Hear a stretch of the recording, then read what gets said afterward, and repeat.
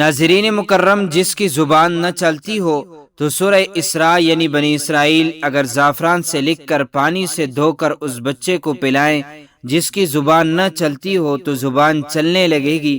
اسی طرح اگر کوئی بچہ 3-4 برس کا ہو جائے اور بولنا شروع نہ کرے تو اس کو روزانہ 21 روز تک ان آیتوں کو لکھ کر گول کر پلانا نہایت مجرب اور مفید ہے۔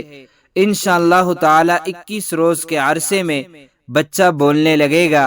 آیات یہ ہیں: بسم اللہ الرحمن الرحیم، قال انی عبد اللہ آتانی الکتاب وجعلنی نبیا وجعلنی مبارکا اینما کنت واوصانی بالصلاة والزکاة ما دمت حیا وبرا بوالدتی ولم یجعلنی جبارا شقیا والسلام علی یوم ولدت ویوم اموت ویوم ابعث حیا۔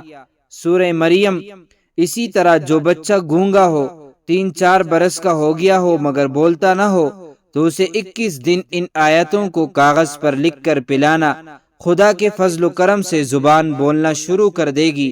بسم اللہ الرحمن الرحیم، سبح للہ ما فی السماوات والارض وہو العزیز الحکیم، لہ ملک السماوات والارض یحیی ویمیت وہو علی کل شیء قدیر، هو الاول والآخر والظاہر والباطن وهو بكل شيء علیم، هو الذي خلق السماوات والارض في 6 ایام ثم استوى على العرش يعلم ما يلج في الارض وما يخرج منها وما ينزل من السماء وما يعرج فيها وهو معكم اينما كنتم والله بما تعملون بصير، له ملك السماوات والارض وإلى الله ترجع الأمور، يولج الليل في النهار ويولج النهار في الليل وهو عليم بذات الصدور۔ تو ناظرین مکرم، امید کرتا ہوں آپ کو ہماری ویڈیو اچھی لگی ہوگی۔